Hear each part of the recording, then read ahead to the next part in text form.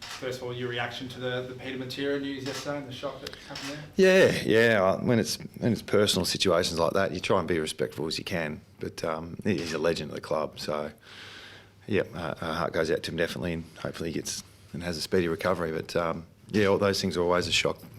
Puts it in perspective too, doesn't it?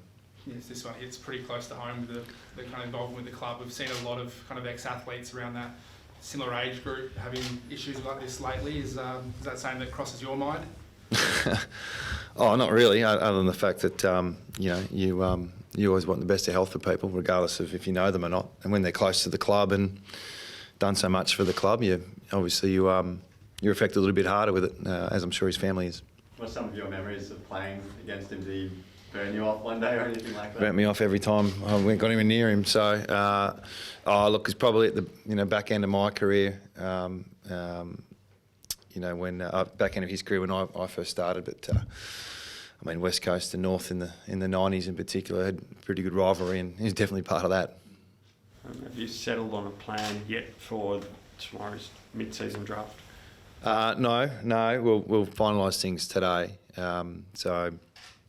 Screening, medical interviews, all those things will take place. So we've got a pretty clear indication which direction we'll go, but we're not going to talk about who, what, when, how. And it's a mid-season draft. That'll be tomorrow night, is it?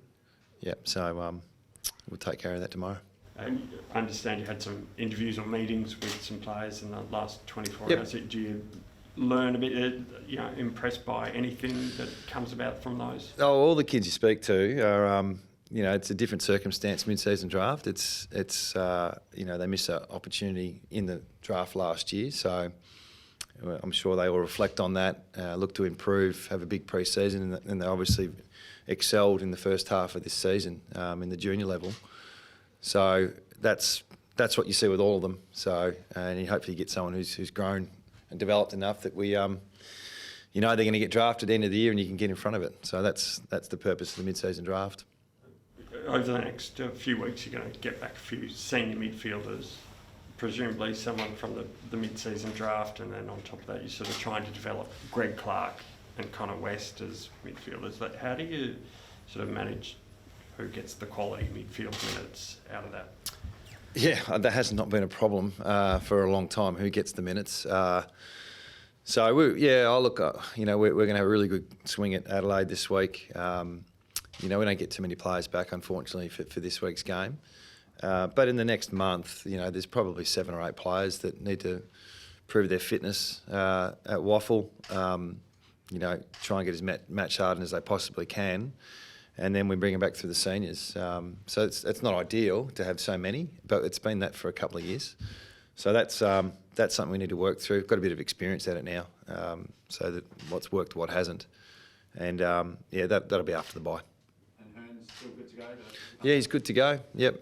He's missed 3 weeks, which is not ideal for him, but he's ticked off everything, so he just needs to get through training. And we'll train tomorrow, fly out Thursday.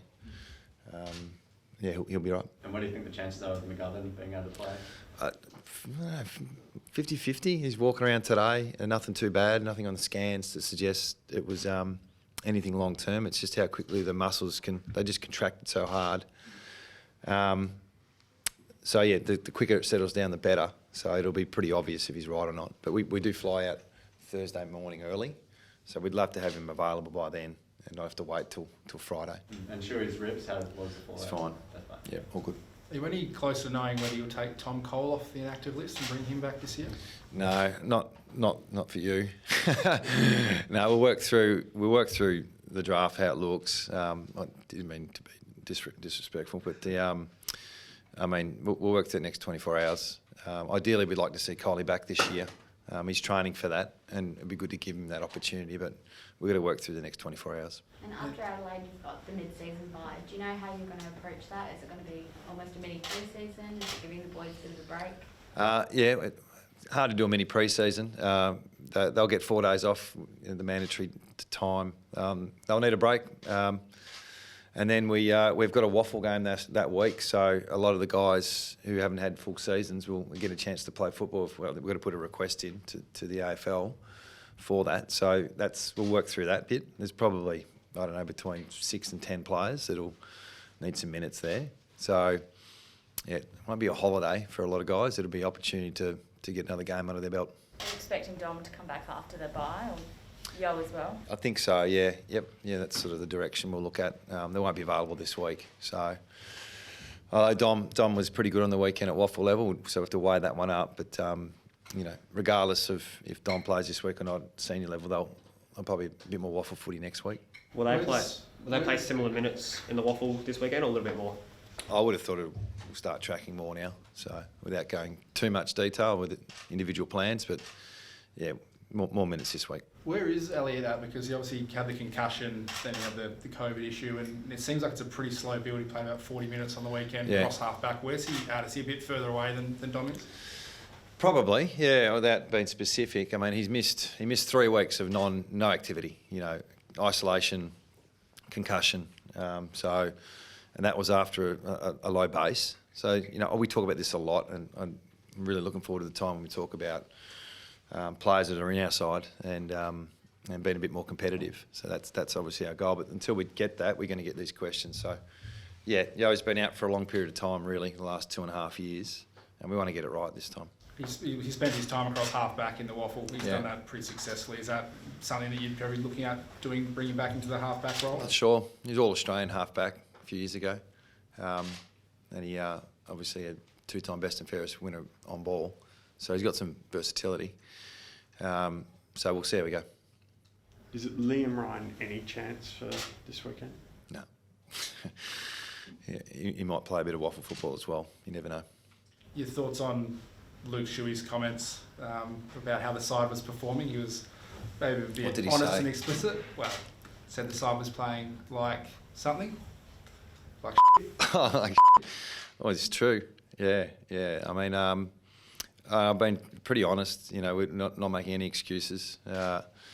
Competitive in the first half, albeit we're still 4 or 5 goals down. And then the second half we dropped right off. So got taught a lesson by a really good side. And we're exposing players to different positions, and we're exposing younger players and players who have come back into the side, but we expect more. So, we can't shy away from it. And it's not going to, I've said this too, it's not a quick fix. We'll hopefully get 7 or 8 players back by the end of the year. We won't get everyone back, but we need to improve what we've got as well. So that's our challenge as a coaching group. Stay on the balanced wave where you're still looking for little wins, but also not accepting the big losses. And you mentioned the balance. How many games do you think JK and Hearn have in them towards the end of the year? Well, I have not thought about that. Yeah, they haven't been available for a fair chunk last month or two. So, yeah, we'll sit down with them when the time's right. And they're legends of our club. We treat them with the utmost respect. At the moment, we have 24, 25 players available, so it's not really an issue. And we'll cross that bridge when we get to it. Is there much, back on the Peter Matera thing, is there much consideration from you and maybe the coaches around you and that to maybe get a check-up and check in with those things, with all this stuff kind of happening? Oh, I think we're all... the coaches are a little bit younger than me, but once you get to your mid-40s, a few grades have popped up in my head the last couple of years. So we're all got to look after ourselves. Yeah, we're in an industry where you look around, there's so many fit professional athletes. So there's no excuse for us, to stay healthy. But, sometimes even when you are healthy, you're unfortunate. So, yeah, it's a good reminder. Just quickly, Oscar seemed like he was doing a bit of coaching at the Waffle on the weekend with the forwards. Now, is that kind of just part of his development and staying involved while he's... Yeah, he's bored. He wants to be involved. It's a credit to him. He's in our leadership group. And his season's over, so he could go on holidays if he wants to. But he wants to help as much as he can. And I keep stressing this. It's not looking very good on field. And you've got every reason to ask what's happening and is there any fractures amongst our playing group or within. But he epitomises what our players are trying to do. Like there's effort there during the week. They're trying to get the best out of themselves. And he wants to help as much as he can. So he does our trademark award. He goes through the vision. He's coaching at Waffle. He'll be there at our home games as well. So, yeah, he's doing everything he can to help without playing. Thoughts on Brady Hoff's game on the weekend? He had a pretty decent game. Yeah, well, he's, 18, 19 years old. He went back to Waffle for a few weeks there. and he's part of our future. So we get that. And there's some kids playing at the waffle level. They're probably a week or two away, and then as soon as we get them to the point where they can get in and start playing, we'll work on getting those kids in as well. We'll hit the draft tomorrow. We hit the draft next year, and we try and keep growing our senior players as well. Based on his form last week, and is that someone that could hold their spot for up until the bye at least? Oh, absolutely. Yeah, no, we'd love to keep him in the side for most of the year. And at the moment we haven't got a lot of selection issues in terms of not many people to select, so it's a no-brainer. But yeah, there'll be a point where we will have to make calls between, a more established player and a younger player, and that's the direction we need to take. Given the size of the losses over the past 7 weeks, and it's still a few more weeks until you get everyone or most of them back, Yeah. do you enter games differently now in terms of just trying to limit the damage a bit? Yeah, I really don't want to do that, and it's not something I've done before. So I've said this a little bit. We go in to win, set up the game to win, prepare to play at our best, and then halfway through the third quarter or at half time, you're 50, 60 points behind. That's been obviously a trend for us in this year in particular. So yeah, I don't want to go into a game with a defeatist attitude. So we've got to keep learning a style that we want to one day be successful with, and changing things every week just to mitigate the losses. I don't know if that's the best way to develop, but also do know losing by 100 points every week doesn't help either. So finding that balance is important, but I think we'll still go and trying to set up the game to win, and try and improve and get better, and turn a quarter into a half and a half into 3 quarters, and hopefully get some success in the future.